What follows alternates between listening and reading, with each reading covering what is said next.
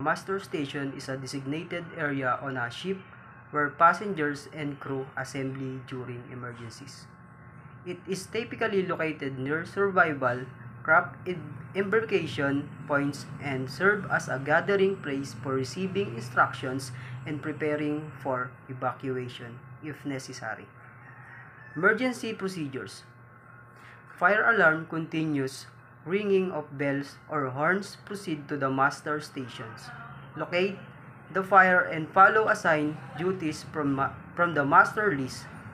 General alarm. 7 short ring followed by 1 long ring. Gather at the master station with life jacket and await instructions. Abandon ship alarm. Repeat long blast assembly and the master station, life jacket and prepare for evacuation. Man overboard signal.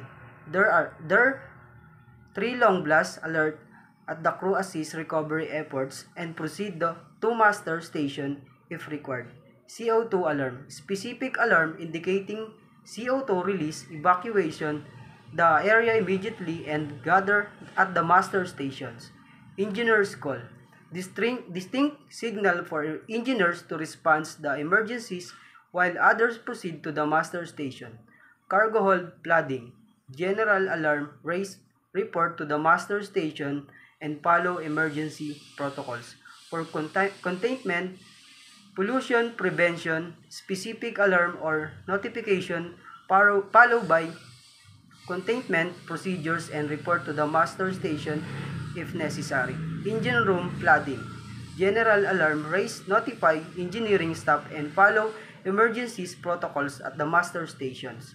Importance of training and drills. Regular training and drills ensure all crew members are familiar with emergency procedures, alarm signal, and safety equipment.